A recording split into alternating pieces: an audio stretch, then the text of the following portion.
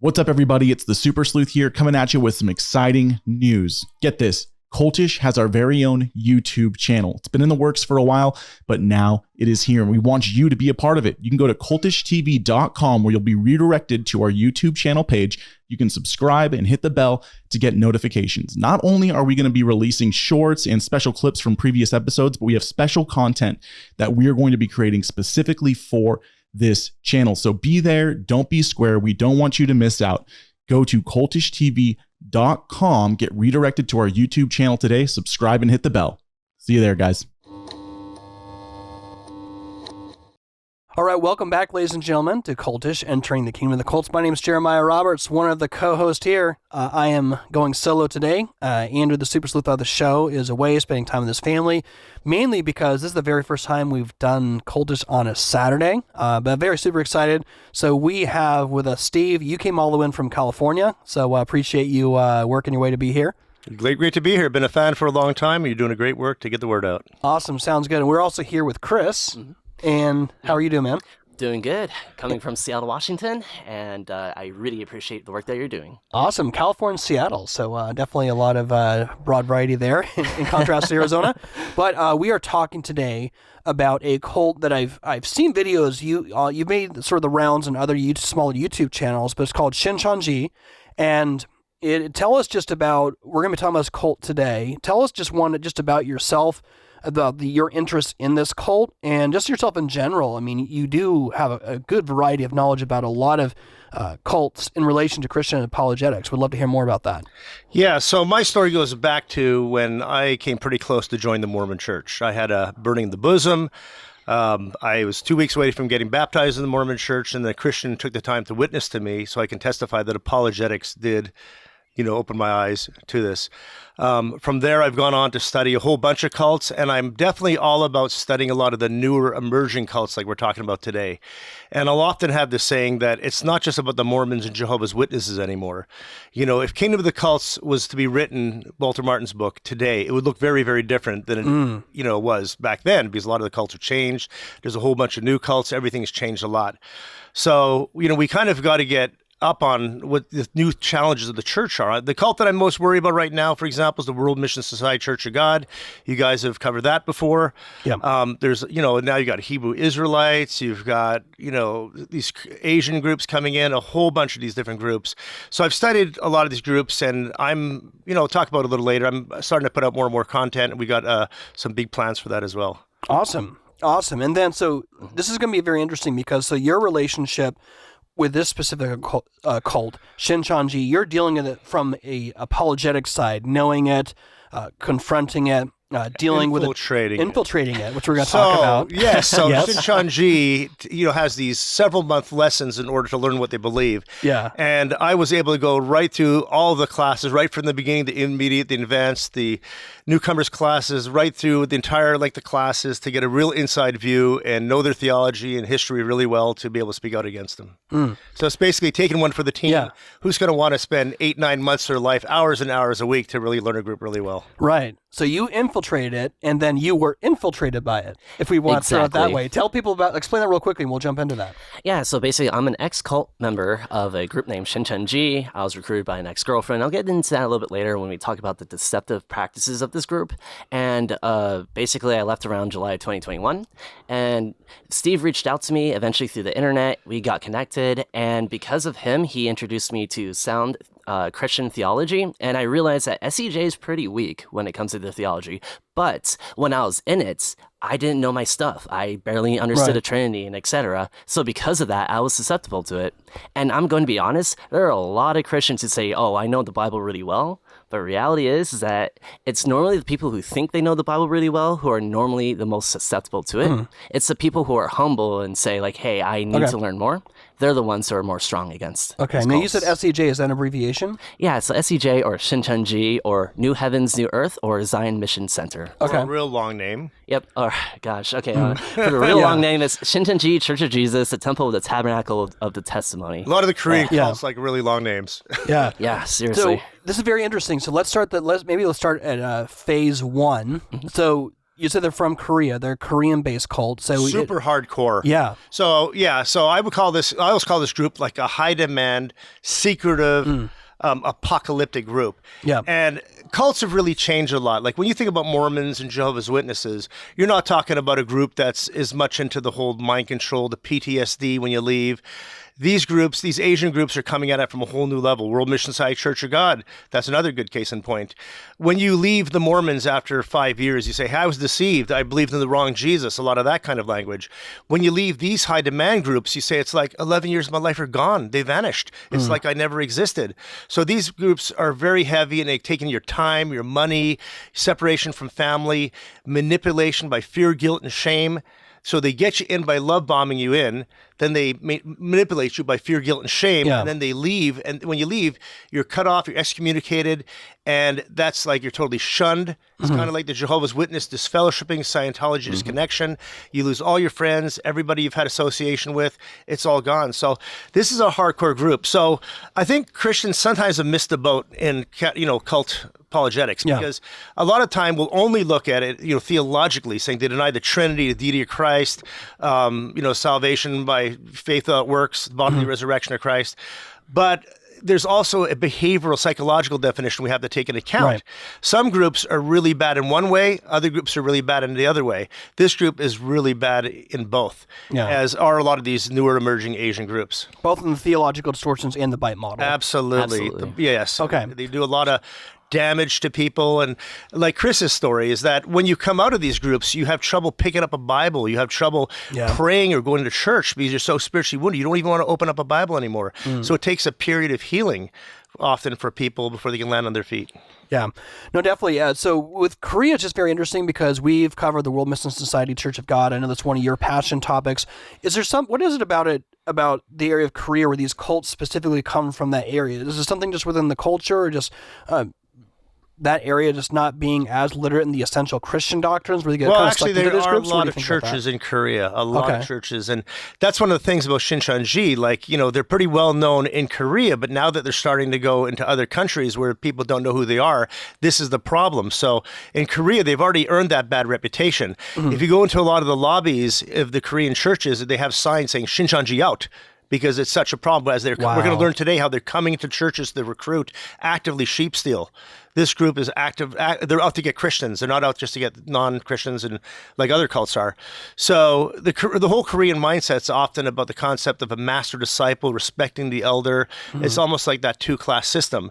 And, the whole way, the manipulation a lot of times, that whole dedication, that fanatical dedication, it's a subculture of fanaticism and dedication that you don't see in these other groups. I think that's really important to understand, that whole subculture. You don't have that same subculture in Mormonism, for example. But the way these Asian groups will really grind on you and just, make you feel guilty all the time and all that stuff. It's a whole different kind of game. Yeah. And so how did they start? Who's their leader and when did this whole movement start? Well, we could start on that. It's going to take a little time to explain all that, but it's interesting stuff. I just sort of want to mention one more thing. If you ever come across like HWPL, Chris, you want to have a quick word about that? That's their kind of peace organization that they try to market, and a lot of people don't know they're Shincheonji, and it's just an extra way of getting recruited. I just sort of want to hit that before we... Yeah, totally. So HWPL is their peace front group. It's similar to what the Moonies did back in the day, and they're claiming that they had peace in Mindanao. Like in 2014, Lee Man-hee, who's the leader of SCJ in the Philippines, he said that he brought peace to Mindanao in 2014, and since then they've been having like a celebration of a peace day.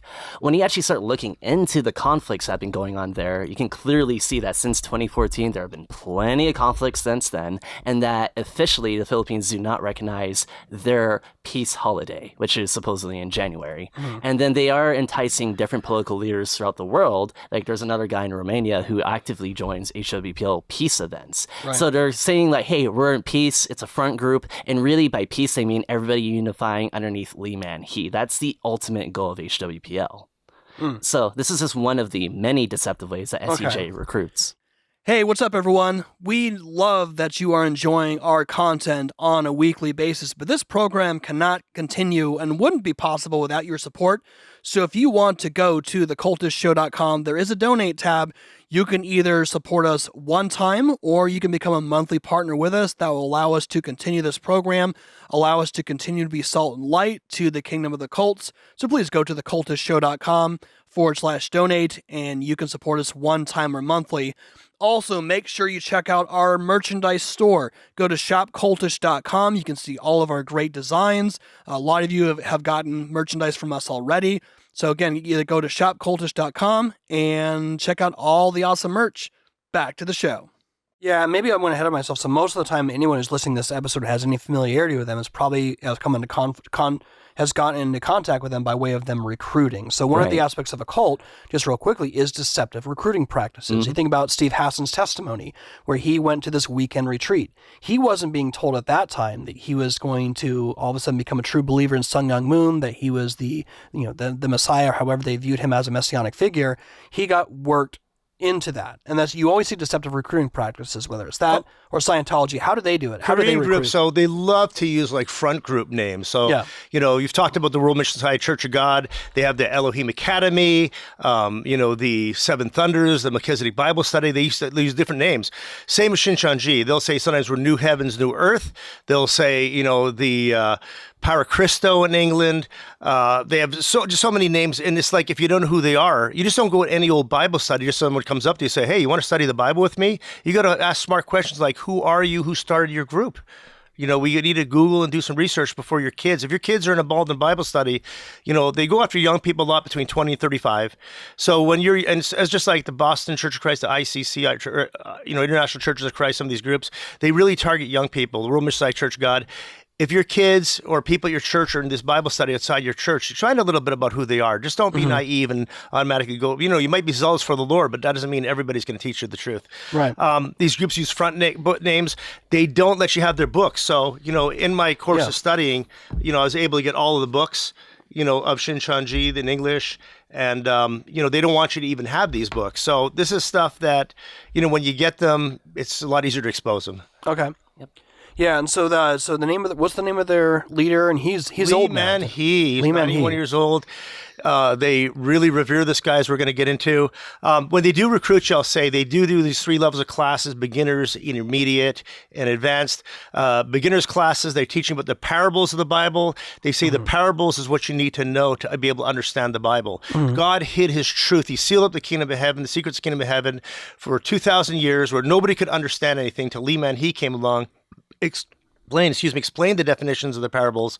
And then now, by understanding the parables, we can understand the book of Revelation, because we're now in the time of fulfillment when this stuff's happening. So basically, just as the Apostle John, gave predictive prophecy of, the things that were coming to pass in Revelation, Lee Man-hee is the new John, or the promised pastor, who's explaining how this stuff is actually working. And only through him, you can get that level. So he has a special understanding that no one else has? He has seen and heard the events of the book of Revelation. He was there.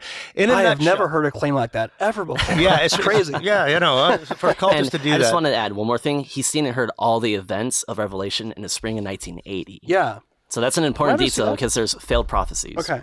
Let me ask you this. So there's a huge emphasis on Revelation, if I understand it correctly. This group is all about the book of Revelation. The book of Revelation is the new covenant to them. Okay. It's the new covenant. This is the gospel of prophecy, they call it. So they're absolutely into a lot of that stuff. Wow. Very interesting. So did they eventually kind of work their way over to the United States, or did they have a focal point in Korea? A lot of times they have a catalyst which launches them here. They've got that bad reputation in Korea, but they're spreading out across the world. They're very ambitious and missionary-minded. They're setting up shop in the U.S. and the Philippines and parts of Africa, and they've got no end in sight for what they want to do. Is there any part? What about church? Are there specific churches they try and infiltrate one versus another, or it just doesn't matter? Yeah, we'll get into some of this infiltration a little bit more in detail later. Okay, but that'll spin your head. This is going to make it an interesting episode. Okay, very interesting. Well, where do you think is the next step to go from here? Because a lot of people are just really taking this in. For most people, this is the first time they've heard of it. What's our other really important aspects for our audience to fully understand as we begin to unpack this? Well, let's see here. Steve talked about how they're aggressively recruiting, HWPL. They do a lot of volunteer work through a lot of different groups of like blood drives, park cleanups. Yeah. You know, they're trying to, every time they do a good deed, they always try to get some sort of news to shine Call a the light on media, them. like the World Yeah. Messiah Church Actually, of God. when I was in the group, that was my job. As I was supposed to reach out to the media. So whenever we did a blood drive, whenever we did a park cleanup, anything, instead of just doing it for the glory of God, we did it so that other people can say like, "Oh, look how great we are." Yeah. So, you know, obviously this contradicts Jesus' teachings. And even when I was indoctrinating this group, I'd ask like, wait, aren't we supposed to just do this only for the glory of God? You know, you pray in secret Right. so that, you know, you don't just pray in the streets so that everyone can see you, right? You know, I mean, things like that. I think another really important part is how does this group actually view Jesus? Because that's the core essential doctrine of Christianity. Yeah. And they pretend to be Christians, but really they're not. So I'll make this very clear. They do not believe that Jesus is God. But they will lie to you and say, yeah, we believe that he's God, or yeah, we believe in the Trinity. They deny the Trinity. They believe that it was a made-up concept that was officially instantiated in the Council of Nicaea. Yeah, of course, as is tradition. Common line for cults. Yeah, literally every cult says that. They deny the Trinity. They deny Christ's pre-existence and that he only came into existence in the birth of Mary, you know, when he was, you know, born in the womb of Mary. They deny Christ's bodily resurrection. So what that means is that first he was initially resurrected physically. But then when he returned to the Father, you know, he was covered in cloud in Acts chapter 1, he became a spirit body. Little different than Jehovah's Witnesses who said his body was turned to gases. Yeah. So they said he was physical resurrecting, but then he became a spirit creature, as you said. Right. Yep. And that's very important because then Jesus begins his work in spirit of fulfilling revelation, or basically returns in spirit in 1966 to a group of 7 men in South Korea. And that another important thing is that Jesus established his millennial kingdom, the 1,000-year reign, in 1984 at the start of his Shincheonji.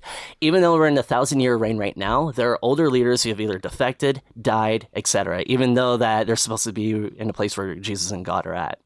So that's an interesting yeah, they detail, don't look too. forward to any future second coming of Christ. They say Christ has already come in Korea in 1966, not physically, but in the spirit of teaching Lee Man-hee and bring his truth back to Korea that way. So we don't have anything to look forward. So they deny the incarnation, they deny the bodily resurrection, and deny a glorious future second coming. So Christ wouldn't be a physical person. It was just an embodiment of truth that was revealed to he their was a leader. created perfect being who did Right. atone for our sins. But as far as the return of Christ, the second advent. No, that was just, this teaching is brought back in Korea in 1966. Gotcha. And then in 1984, that's when the millennium, basically the 1,000 years started. And just to make it clear, too, they have something to look forward to called the First Resurrection, where basically the people of SEJ will be united with the spirit of a martyr. So basically their bodies will kind of co-host, and that's when they'll become immortal. Right. Yeah. So like the Jehovah's Witnesses. Interesting. So yeah, one thing real quickly, and this is just an example when Walter Martin would say, you don't have to become an expert on every single aspect of the cult, but become familiar with who Jesus is. So this is the very first time that I've really heard about their doctrine, but being familiar with the person of Christ and the deity of Jesus, I'm like, red flag, red flag, red flag. Right. That makes sense. So right a lot. Yeah, I appreciate that elaboration. On top of that, too, of course, they don't tell you this right off the way. They normally tell you this at the very end after you go through the whole class. Because, if you go up to a Christian and say, hey, Jesus isn't God, we deny the Trinity, a lot of people are like, whoa. So, yeah, and we're, you know what? A lot of people right now will not encounter Shincheonji, but there's going to be people watching us in the future whose churches get infiltrated, who's going to have loved ones pulled into this group, and we're doing this video for you guys because this is a resource, as I always say, that lives on the internet. And you're making great digital resources available, and there will be people looking at this months, years from now, and saying, I needed this video. This is exactly how I need to reach my loved one. Yeah. So there's a I have a question. There's sort of layers that kind of given our outline. So the first thing is you're kind of talking about their eschatological cult and apocalyptic eschatological cult. How does it integrate with how they view themselves versus other churches? Well, you know what? Why don't we hit the history first, because we got more than a mouthful to say what they think about us. Okay, fair enough. Yeah, so everything is centered around Lee Man-hee. He's this Korean guy that they say, as a child started having these amazing visitations with these balls of light that would come to him. And, he was like some kind of remarkable guy. In 1957, he goes and joins a cult in Korea called the Olive Tree Movement. It's started by a guy called Park Tae-son. And he's part of this group for 10 years. And then the story kind of changes a little bit because in 1966, life goes on in Korea until, there's a guy called Ingusu, Mr. Yu, and he's senior to the Shincheonji people. One thing that's interesting about Shincheonji is they talk about these 7 messengers that we're going to cover, and they don't want you to know who they are in their books and their public talks, but when your classes they have all the pictures, the names of the people, because they don't want to get sued in Korea by their families. So they're kind of covering a lot of that up. Yeah. But with Mr. Yu, so they were holding a Bible study in 1966 with 7 men in Korea. And one day, suddenly, the voice of Jesus appears to them in the room. Kind of, we've heard this a lot of for different cults, right? Yeah. So basically, he's saying, I'm choosing you guys. You guys are going to be the 7 messengers in the book of Revelation in chapters 2 and 3. Yeah. So, Jesus suddenly calls these people, and they're the angels of Revelation 1, 16 and 20. So he said, I'm going to restore my true church to you guys. So then he decided, we're going to go up to the mountain, for Mount Chonghae over there in Gwacheon, Korea, where all this started. For 100 days, they're going to get a specialized training right from Mr. Yu, who's being, taught revelations and visions by Jesus. So they're going over there, and some really weird stuff had happened over there. I mean, they got, they would cut into their the arteries of the wrists, basically, and, shed blood and stuff, and they're making some of their, covenants up there. Oh, wow. And they actually started the church over there in Korea. While they're in Korea, actually, in March 14th, 1966, that's called the foundation. Well, it's the foundation day of what became the Tabernacle Temple. That's the church they started. So they go out there, they start this other church called Tabernacle Temple. And, through apostasy, what they call the Stewardship Education Institute and the Nicolaitans, they came in and they destroyed the church from within, and it created a cycle of apostasy and destruction that required salvation. And in 1967, Lee Man-hee was guided by a star, another glowing ball of light, kind of, you think about an angel of light, right? A glowing ball of light. He guided Lee Man-hee to come join, this Tabernacle Temple group. And, things didn't go so well. In 1971, he leaves. He goes back to his hometown. But then in 1977, Lee Man-hee is going to visit a friend. And by a bridge, Jesus appears to him and, calls him and says, you need to write the letters of Revelation chapter 2 and 3. The letters of Revelation 2 and 3 were actually Lee Man-hee, reaching out to these, 7 messengers and telling them to repent. Yeah. And they had to overcome. So he went back, and then 1980, an angel appears to Lee Man-hee wearing Korean clothes for some strange reason, right? And he gives him the little book of Revelation chapter 10 that he had to swallow. When he swallows this book, that gave him the understanding, the enlightenment to understand and master the whole book of Revelation. So now he's seen and heard all the events of apostasy, destruction. And in a nutshell, what Shincheonji teaches is that all the events of the book of Revelation have basically been fulfilled in South Korea in the last few decades through these 7 messengers in this church called the Tabernacle Temple. And, Lee Man-hee that church had apostasy, and Lee Man-hee had to come in and restore the church as Shincheonji, as the true church, another church. And we can only have salvation by understanding the parables, being a registered member of Shincheonji, and, being sealed by him for eternal life and believing in him. It's pretty crazy stuff. Yeah. And so with their tying in their end times beliefs, their apocalyptic beliefs, that they would view all churches as apostate, right? Yeah, How does that work in? We'll definitely get to that, but I do want to say one thing first. Maybe Chris can hit this one. So basically, as is the case with a lot of cults, you have the official story, and then you have the real story of what really happened. So he was part of this, For sure. Let Chris could take it away on, he was really a 3-time cultist. He's a 3-time cultist. So what we mean is, when we go to Lee Man-hee, he always says, I was never evangelized by any other pastor or church before really doing his thing with the Tabernacle Temple and Shincheonji. So a lot of members are not aware of his involvement with the olive tree. And actually, when you start looking at the olive tree movement, a lot of the teachings that are found in SEJ are found from that cult, including the 144,000, the hidden manna, and all these other details. Is olive tree, is that a Korean cult as well, too? It was a Korean cult that he joined in 1957. Okay. Yep. And then on top of that, there's actually a third cult that this guy joined joined called Box Free Creation Sect in 1977. Yeah. So, there's right at the time he was supposed to be sending the letters, Exactly. to the 7 messengers to repent. And so basically the Tabernacle Temple was a Korean cult. They tried to glorify it as God's restored amazing church, but it was full on culty. Yep. Yeah. As was, the Olive Tree movement and the Recreation Church. Right. Yep. So so in other words, they'll claim that their ideas came from private revelation, but in reality, it didn't come out of a vacuum. No. They had influence from previous groups. Exactly. I mean, if you look at the previous teachings of these different groups, that's where most of the SJ got it from. Yeah. Okay. And then Lee Man-hee made it his own. So Lee Man-hee, was can I share a little bit about him? He's he's super overly revered. So if viewers who watch this show, you hear all the time how certain cult leaders are overly revered. Oh yeah. I don't think anyone, I've studied all these different groups, new and old, there's nobody revered like Lee Man-hee out there in the world of cults. So he writes himself into scripture all the time, especially the book of Revelation. He's 91 years old. He thinks a lot of the members say he's never going to die. God's fulfillment's going to happen, and he's waning. So their view is he is the promised pastor, just as, Abraham was he kind of predicted a promised pastor who was fulfilled in Moses, and the Old Testament prophesied coming promised pastor was filled in Jesus. The promised pastor for the end of the time of fulfillment is Lee Man-hee, New John, promised pastor. So they often call him that inside the church. So as we said, he has seen and heard all the events of the book of Revelation. He was there in Gwacheon, Korea, watching all these things transpire.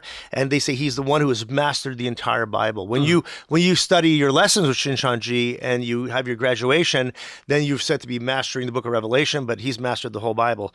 So here's some of his titles. They say just like the Jehovah's Witnesses, he's the faithful and wise servant of Matthew 24. Right. Just like whether it's Baha'i or Islam or different groups, he is the comforter, the advocate of John 14-16. He's also the tree of life in the Bible, and he will sit on God's throne. But the mind-boggling part is how he writes himself in the book of Revelation. So I made a list here. He's the messenger mentioned in Revelation 1:1. He's the one who overcomes in Revelation 2 and 3. He is the one. He's the pillar in God's temple, Revelation 3:12. The one who went up to heaven in Revelation 4:1. In chapter 5, he is the one who is before the throne of God. In chapter 7, he's the one who's sealing the 144,000 in the kingdom of God. He's the golden censer of Revelation 8:3 and 5. He's the one who eats the little book in Revelation 10. He's the one of the 2 witnesses in Revelation 11. I mean, he's really writing himself in, right? It's a one-man marching band. He really is.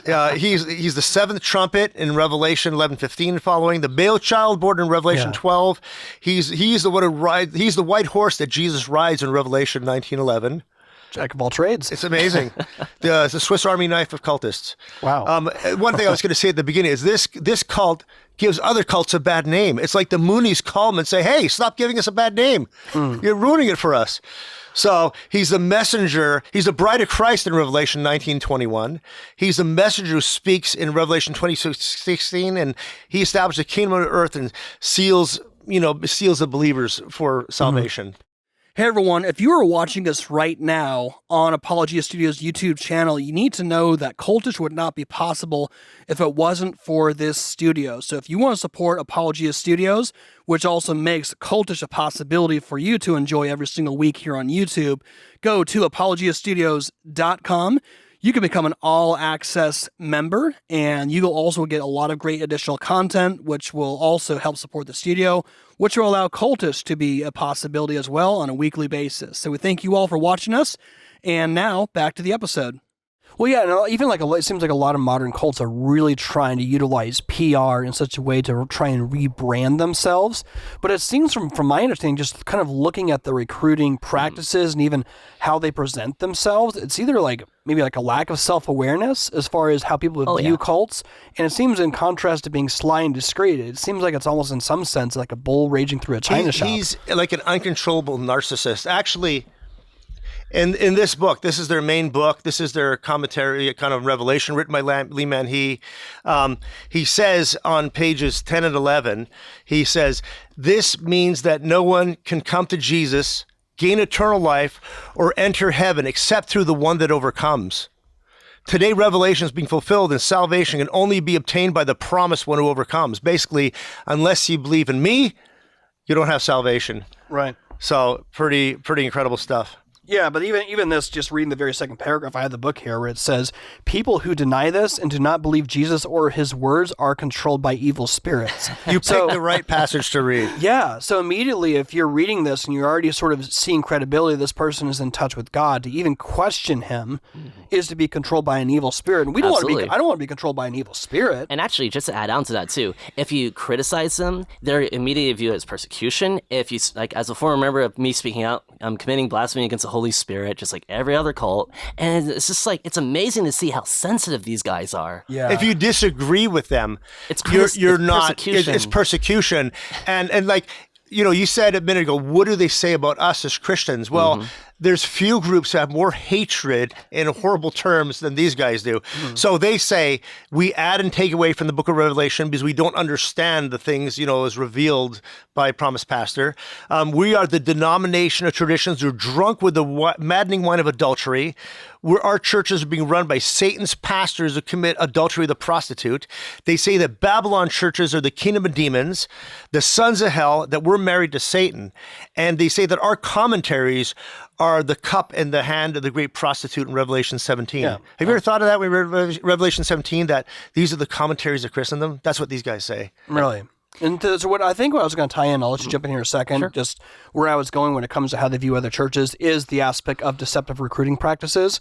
Because when you infiltrated them, which I can't wait to hear about, is that they probably don't say that up front. Absolutely not.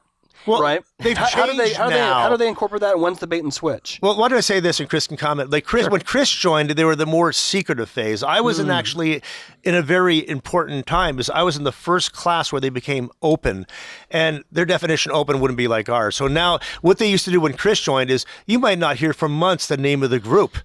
And, you know, they're going to hide it from you. They're going to say, oh, this is a true Christian church. We're just like, you know, Korean origin. And now they're trying to say right off the bat, hey, this is Shincheonji. This is New Heavens, New Earth. So they're trying to make an effort. They're trying to put the videos on YouTube. But as I said, there's a lot of stuff they hide. They make it impossible to get their materials. And definitely, you know, signs of a cult. And then on top of that, though, too, there are still reports of people being deceptively recruited the same way that I was, which is they don't mention Shincheonji until the end of a 6-month or year-long Bible study. So, I mean, they're being pseudo-open is what I like to call it. Yeah. Let me ask you this, because I mean, people are kind of hearing that. I mean, this all brand new information to a lot of people. Some people will be listening in either now or at some point who kind of are gonna, or maybe are going through what you went through. Yeah. So tell us a little bit about your background. Did you have a Christian background growing up? Yeah. So yeah, I did have a Christian background growing up, and then probably when I went to college when I was 18, I started questioning things and I kind of fell away, became more agnostic, and then later on in life, around 25, that was when I became more interested in like, hey, you know, I want to give Christianity another chance, and then. Is it okay if I kind of tell my story? Yeah, go for it, just real quick. I think when I tell my story, it'll show how deceptive this group is. Long story short, I met a girl on a dating app. We dated for a few months. She invites me to a Bible study saying that, hey, you know, my friend also invited me to this. Let's go ahead and go together. The Bible study starts out once a week with me, my ex-girlfriend, or my then-girlfriend, and a teacher.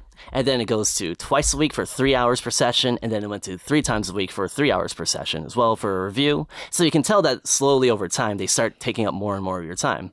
During this time, it turns out that half the people in that Bible study were current SEJ members who were basically pretending to be new members so they can spy and report on you. And then it turns out that my girlfriend and I, she was a member all along. And that she was lying to me our entire relationship so that she could recruit me into this group. And I'm not mad at her. I think she was just trying to save me. But that's the type of culture that SEJ kind of permits. Such betrayal. I mean, could you imagine how hurt you'd be by dating a girl to find out that she was just basically not who she said she was, just trying to, you know, love you into the cult? It's pretty bad. Which is just real quickly, real quick, what's so interesting is that you think about, you know, the time when Walter Martin was in ministry and how cults were recruiting then. They always adapt and they always evolve. So in the same way how cults adapt and evolve, we have to figure out ways to adapt and evolve and to counteract that. But it's so crazy that, of all things, a dating app. Yeah. No one expects that. So we're going to get into that when we talk about infiltration methods. I mean, these guys are the most devious, underhanded, sheep-stealing cult that you've ever come across in a league of their own. And I just want to make this clear. With my girlfriend, my ex now, she was only doing it because she thought she was saving me. So I'm not mad at her. It's okay. I understand. I'm more upset at the organization that claims to be the highest truth from God, and yet they have a very long, well-documented history that's still happening today of them using deceptive practices to recruit. Yeah. Yeah, and even we mentioned about the whole classroom, we have members in there agreeing with you. Like that is exactly what Steve Hassan talks about with that whole story of undue influence. They've done case studies where if you'll do 2 + 2 = 5, and if you have a whole majority of the class who are pre-planned to give it the wrong answer, the rest of the class feels pressured to go along with it. Exactly, and if you're doing that, Yeah. Now imagine doing that for an entire year, 2 or 3 times a week for 3 hours per session. Wow. Like they're gonna get you. And was there anything as far as like sleep deprivation or more absolutely. control of your time? Like So- how did it progress for you? Oh yeah, so then you join, you had the Book of Life, you sign it, Steve will get more into the oath that you sign, and then it went from, a few days a week, and there's Wednesday and Sundays are mandatory services. If you miss 4 or 5 of them with unexcused absences, you can get thrown out. And then they throw tests at you every other week, and if you fail a test, there's a chance of you getting thrown out. They call it not having enough olive oil in your jar. Olive oil meaning like their word of testimony, your jar being your heart and your mind. So that's a lot of pressure too. And you need to recruit. If you don't recruit someone, you can be cut off and thrown away. They make reference to John 15 with the branches and stuff like that too. Yeah. And then at that point, there's a point when I was in this group where I was doing it 7 days a week, getting 4 or 5 hours of sleep each night. And, you're talking about sleep deprivation. There you go. And it was just crazy. Yeah. And eventually you come to a point where you just sort of you have behavior control. Yep. You see that, obviously information control. What about this contract? I mean, the first thing that comes to mind is the $1 billion contract with Scientology. It's a billion-year contract. Well, through all your reincarnations. Yeah. So I have here a copy of the Shincheonji Pledge. Wow. And this sounds like it's taken right out of Steve Hassan's book. So they've got a newer one that came out with some minor changes, but this is the gist here. This is the one that was pushed in front of me, and I said, no way, I want to sign this. I want to continue to learn. Okay, I will not betray Shincheonji, Church of Jesus, Temple and Tabernacle, the Testimony, the Promised Messenger, or the Word. So you're giving an oath. I'm not going to go against Lee Man-hee, the church, or anything, right? I will not deny them regardless of any tribulation or persecution I might receive. I will never return to Babylon. That's us. Never go to a Christian church. I'll never return to Babylon. And that's interesting, the words return, because it kind of assumes that you came out of Babylon because they go after Christians, as we'll see. To wallow in the mud, nor will I return to my vomit. I will never allow the 7 evil spirits in my heart that have been cleansed by which has been cleansed by the word. Let me give you a couple other good ones here. I will never leave the 12 tribes of Shincheonji and will never become an antichrist to deceive the elect of the 12 tribes. They have these 12 tribe leaders. We'll get into that in a moment. I will never believe any slanderous words, curses, or persecution, words of the devil from the internet. Now, this is really interesting because just like you might have heard with the World Mission Society Church of God, they use the exact same terminology. They say that looking on the internet is eating the tree of the knowledge of the good and evil, the tree of the knowledge of good and evil. So if you go on the internet, you're opening yourself up to deception like that. It's like Kip McKean with the International Christian Church, Churches of Christ. He would say it's spiritual pornography to go online. Yeah. Well, same with these guys. And World Mission Society Church of God, it's the exact same terminology. So don't go on the internet. So if any active member of Shincheonji comes on our YouTube channel, they're actually in violation of the contract that they signed. Exactly. And actually, to add more to what Steve was saying, ironically, there's a great YouTube channel, Great Light Studios. Watching the testimonies of former World Mission Society Church of God members and watching Pastor Mike Winger debate them and discuss them, and even Steve Matthews, I was like, wait, that sounds eerily familiar to my group. What's going on here? And then listening to ex-Jehovah Witnesses testimonies, I described Jesus. Basically, it's the same thing almost. And my mind was just blown away when I started researching this. It's like, Birds of a feather. Yeah, exactly. SCJ is always like, oh, well, they appeal a fallacy of, appeal of novel theological fallacy. We're like, hey, we're the only ones that can explain Revelation. We're the only ones with fulfillment. I'm like, wait. Jehovah's Witnesses, World Mission Society Church of God, other groups like Eastern Lightning, they're all saying the same thing, basically. So it's just kind of like, what's going on here? Yeah. No, definitely. What thoughts do you have in contrast to that? I think it's really indefensible stuff. I mean, you heard Chris's testimony about the maintainers.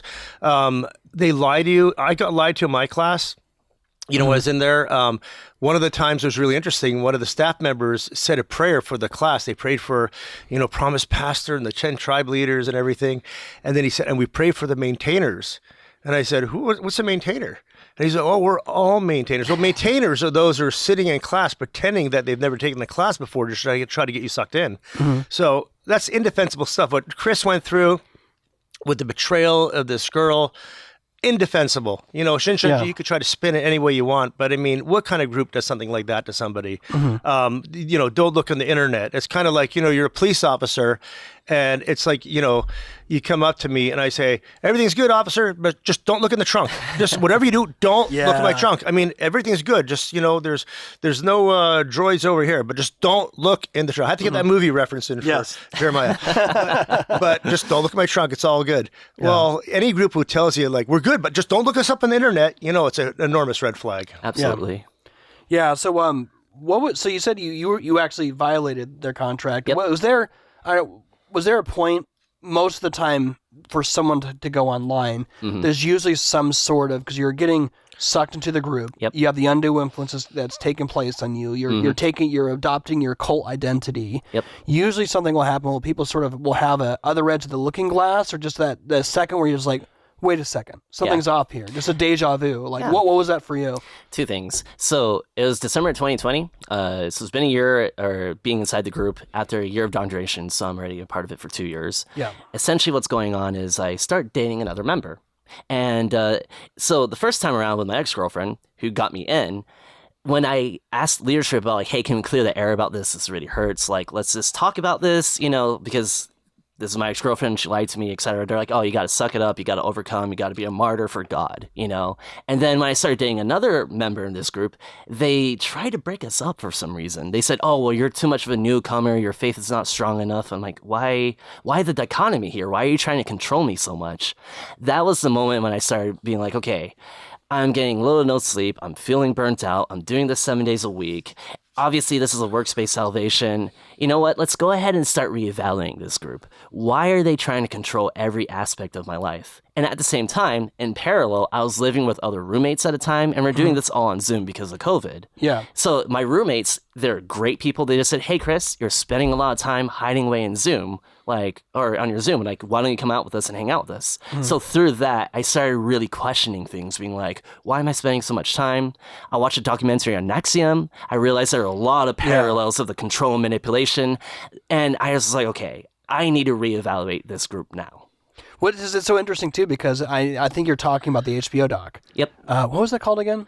I forgot. I know what you're talking about, but it's so interesting that while you're not allowed to watch things that are negative of Shincheonji, however, you watch something else, but it has a similar characteristic in the same way. How people can watch Scientology: The Aftermath, and someone who's a former Jehovah's Witness will say, "Oh, I see that similarity." Yeah, and that was my way in. It was like, okay, well, hey, Nexium has some similarities. Oh, Jehovah's Witnesses. Let's go ahead and look into that. Oh, Jesus returned in spirit in 1914. Yeah. What? Hey, Jesus returned in 1966 in spirit. That's when it just started There's going so down. many overlaps in behavior and doctrine among groups the more you dig in. And it's The Vow, by the way. Huh? The Vow, that's the show. Oh, The Vow, yeah. And so I found this subreddit of ex-members called r/Shincheonji, and that's when they started presenting more of the facts of here's the reality, Lee Man, here are the doctrine changes, and we're going to get more into physical fulfillment later on, but there are a lot of changes that happened. Yeah. When I was a member, and a lot of failed prophecies that happened, and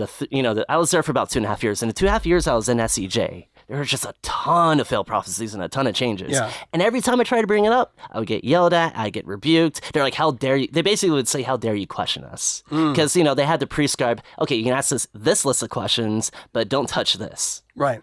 Which is so different. Just, you think in contrast to the gospel, and the Apostle Paul, he'll go into the Areopagus. He'll go into the arena of idea and reason with the Stoics and the philosophers in real time, face to face. Right. And he never said, well, don't question what you say. I'm an apostle, you know, versus in your situation. Test all things, is Yeah, what Paul exactly. actually wrote. Yeah. And So- one thing I would say though too is just like the idea of like they say test all things. They'll say yeah, go ahead and question us, but they don't really mean that. They basically say like only question us in these certain arenas. Anything outside of it, you're a bad person. How dare you? You have weak faith. You know, that type of thing. Once you're inside these groups, it's really hard to look outside the bubble. Yep. And it's really bad. And we got a challenge to do it. The sad part is often when you try to challenge them with Scripture, they're going to say, well, Scripture's secondary. What really matters is the fulfillment of prophecy that we've gotten through Promise Pastor New John, who shows that he is the true fulfillment. That's how we know. They'll come at the Christians and say, Jeremiah, what do you know about the Bible? Can you explain me the book of Revelation? Can you explain me the parables? They'll kind of try to back you up that way and say, we can explain it. We have the full knowledge that's been revealed to us at this time of fulfillment. You don't have it. Yeah, so interesting. Yeah, so what would you say, because I mean, as we sort of, and then maybe like the last segment, and we'll transition to the next one, because we really also want to focus too On doctrine, on what they believe. Yeah, on the overall. doctrine, but also how to counteract it, or even in some sense, because there's that cults will also have what I call a siege mentality, where they talk about any sort of questioning or even thinking otherwise is unwarranted persecution. Yep. Like what about like for yourself personally? Like how did your friends were sort of started to ask you questions? Yeah. How did it continue to unravel? Tell us about that. Yeah, so the way that my friends approached me was that they were very respectful. They didn't, they were suspicious. They're like, okay, this sounds pretty culty. But, Yeah. they weren't like, Chris, you're in a cult, you need to leave. They were more just like, Which you never want to do. no, because like when you do that, the cult member is going to be like, oh, I'm being attacked, Satan's using you, blah, blah, blah. What they did instead was they just asked innocent questions. They would say, like, hey, Chris, let's go ahead, get out of your room. Grab some food with us. We're going to make some, we made hot pot. We had some pizza. We all just, do our thing. And then they'll start asking like, hey, Chris, you're spending a lot of time with that church. When was the last time that you didn't do a church related event? And I'm like, whoa, that's actually a good point. Yeah. And slowly over time, they just kept asking more and more innocent questions, and I would try to answer them. And like, oh, interesting. One of the big things they kept asking is like, why are you so secretive about this? Like, if you have the highest truth, just, you should be honest and open. And I remember these guys, my roommates, were agnostic atheists, and they saw the difference between Christianity and this group. Wow. So that's a powerful testimony. Yeah. Well, just I'll let you guys jump in here and give me your thoughts too as we kind of wrap the segment of part one. Is that it's so interesting because you're seeing, again, an evolvement, like with our ministry, of how the cults have evolved with social media, with technology. Technology is a gift and a curse when it comes to the world, the kingdom of the cults. So you look at absolutely.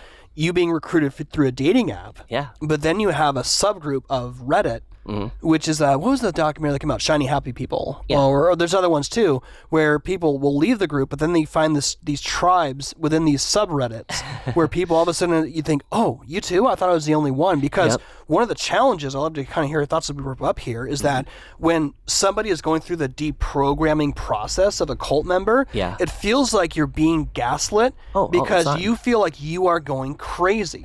You're going insane because you're the only one who thinks this way. And then when you find out there's other people, you're like, that happened? Oh my goodness, I'm not the only one. So it's like this clarity where all of a sudden you think, oh my goodness, I'm not insane. Like, what was the process like for you? And it's even hard for go ahead.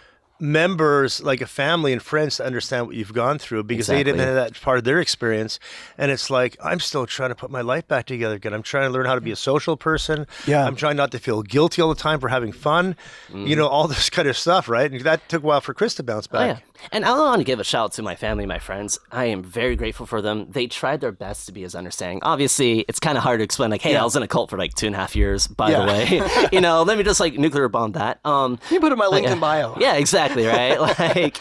But what they did do is they answer my calls. They would talk to me. They would hear me out, things like that. That subreddit helped us tremendously because we would collect information against SEJ, the failed prophecies, etc. And just talking to other people online who understand what I went through. And even like in Seattle, I know a bunch of ex-Jehovah Witnesses and ex-Mormons, for example, just talking to them and just being like, okay, hey, even though we're from different groups, we understand each other. And then eventually I did find a very solid church. Shout out to my church, of course. They did a great job theologically as well to helping me kind of straighten my path. Yeah, and by the way, you're in Seattle. You say you're in Seattle. I mean, it's hard to talk about finding a solid church in Seattle. Yeah, too. I know. It's literally easier to find coffee than a good church. Yeah. Oh, yeah. No, found a great church. They've been really supportive too. Even my own pastor, actually, he had his church infiltrated by another group, which called Eastern Lightning, and that's another crazy story itself. But even it goes to show that even though we're talking specifically about Shincheonji, the fact that cults specifically will try and infiltrate churches, because that's where they're going to have people who have sort of a general like-mindedness just with some of the fundamental tenets in regards to terminology, but then they can use that, turn around, flip it on its head to make them a loyal member of their group. Yeah.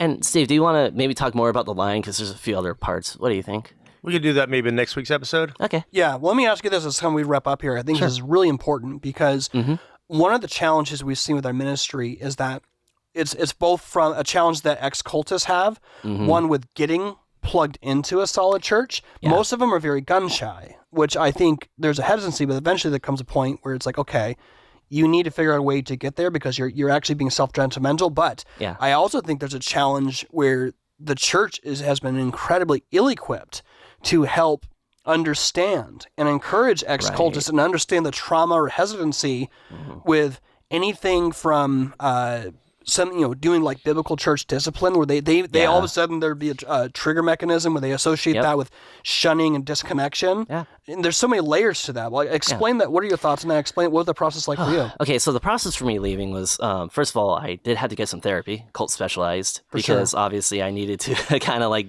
I guess you can say, deprogram that part and realize all the trauma and why I joined and kind of, flush that out. The second thing is I wanted to make sure not to throw the baby out with the bathwater. So essentially I told myself, hey, I still want to give Christianity a chance. Just because I had this terrible experience, it does not mean that Christianity is completely false.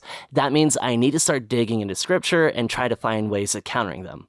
Funny enough, every single verse in the New Testament that talks about false prophets and false pastors, with the deception and the lying and etc., can directly be applied to SCJ. So just reading that, I was like, okay, it doesn't take a biblical scholar to understand that lying's not good. Well, it's very interesting because cults a lot of times will specifically try and focus on people who are emotionally vulnerable, who have recently gone through a traumatic experience, and they exploit that. So I think one of the areas in which cults actually recruit is in rehab facilities, because you have somebody. Unfortunately. Yeah, and so you think it's at your lowest point of your life, right? Yep. Or like colleges when kids are away from their family, they're homesick. Yeah, that's when they like to go after the 20 to 35-year-olds. Yeah, exactly. Did you ever hear of a show called The Path? No, I haven't. Okay, it had Jesse Pinkman from Breaking Bad, Aaron Paul. Okay. And it was a show on Hulu, and it had 3 seasons. And like the very beginning of our show, which is My Name is Eddie and I Was in a Cult, it's actually from that show. But then it's about this guy who joins a cult, and it's kind of but one of the areas in the very beginning of the show is that one of the people that they recruit is somebody who just came out of a rehab facility, and there's some sort of tornado or something like that, and they're all humanitarian workers, and they utilize that to help people, to also help people. One person who is in dealing with drug addiction, but also people who had lost their homes because of some sort of natural disasters. So they come in as humanitarian workers, of course, and help them at their lowest point. When they have this natural disaster, they lose their home, their possessions, and everything, and they took advantage of that. So it makes sense. Shincheonji and the World Mission Society Church of God have a lot of things in common. They both are involved in blood drives. They both, a lot of PR work, like you said before. They're involved in beach cleanups or park cleanups. It's just amazing. Just like Scientology have their disaster relief teams and yellow jackets. Absolutely. And one more thing I want to add, COVID-19 just happened. Everybody's vulnerable right now. This is like right now they're recruiting on social media. They have a bunch of front groups. I saw my Instagram account where I didn't mention SCJ, and we have over like 1,600 to 1,700 followers. Yeah. And people are vulnerable right now. And hey, what's the worst that can happen? A free Bible study? Sweet, let's do it. You know, what's the worst that can happen? Well, that's crazy, because I think it's so interesting about 2020 is that I look at all the things going on in the news, and what was it? When you saw Apocalypse simultaneously, bingo. You saw the Las Vegas Strip, Times Square, and some other places super busy, completely empty. Right. Some of the headlines and what you saw, I'm like, this is all like just an archive for probably 5 to 10 years of Awake magazines. When we get we'll do a little recap on Doctrine next week, but we'll see how that whole thing you're saying plays right into the apocalyptic vision. Think about it. All those empty cities and everything, and the lockdown, this worldwide pandemic. This is absolutely fuel for the fire for a group like Shincheonji. Absolutely. Yeah. And then one last thing as we wrap up here. Sure. What would you say that for church, because you did have a process of you trying to get it plugged into a Right. church. Mhm. What's the biggest area of opportunity that the church could improve on with helping people such as yourself man. who've come out of a traumatic experience? Like where are they lacking, and where's the greatest moment of opportunity? Because I think this would be a really point for constructive conversation for those who Right. want to know about that. Online. I mean, honestly, taking these cults seriously. Because a lot of churches, when I was like searching, they're just like, oh, well, it only happens once in a while. And I wish that more elders and more church pastors would, learn about cults, learn about what they're doing, and make more of an active, duty, effort. Before it happens to them. Exactly. Not after it's happened to them and it's too late. Yeah. That's how they usually do it, right, Chris? Exactly. And it's just that it's heartbreaking when sometimes I would try to talk to people about this and they normally just ignore me or they just kind of laugh me off. It's like, oh, it won't happen to me. And it's like a better way of approaching this is, hey, this can happen to me. How can I make sure that it doesn't, especially as a pastor or elder of a church? Fascinating.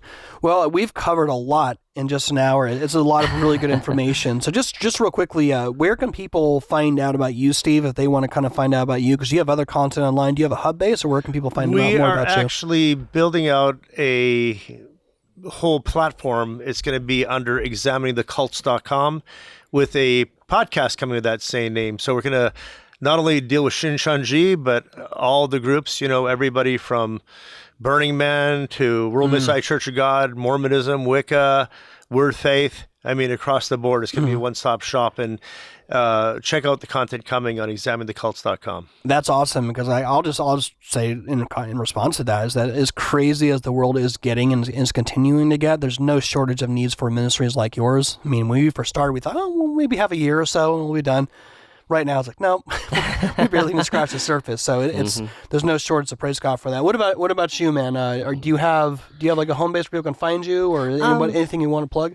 Well, there's like a few websites that I found really helpful. Of Sure. course, examiningthesej.com is a great website. It has a lot of material. Part of the platform of Examining the Cults. Exactly. Along with Examining WMSEOG. And then there's also there's a subreddit. Of course, it's a Reddit. Take it with a grain of salt. Is members of ex-members of this group called r/Shincheonji. There's a ton of great information. It's a mixture of people who are still Christian, who maybe walked away from the faith, Yeah, And I think those two resources are probably the best right There's now. not a lot of books and literature out there yet, but Not stuff's yet. coming. Okay. Yeah. Awesome. Well, including our podcast, which is now in the archive of part 1. So awesome. So if you all enjoyed the first part of this, definitely let us know what you thought. You can comment on our social media, and I'm sure that comment on the YouTube comments, which I'm sure is going to be full of people with their thoughts, whether positive or negative, or even people who are violating their oath before their pledge, giving their comments in disagreement. But all that being said, we appreciate the commentary, and you're helping boost the algorithm anyway. So that being said, thanks you all for listening for part 1, and we'll talk to you all in part 2, where we talk about Shincheonji and we continue to enter into the kingdom of the cults. Talk to you all soon.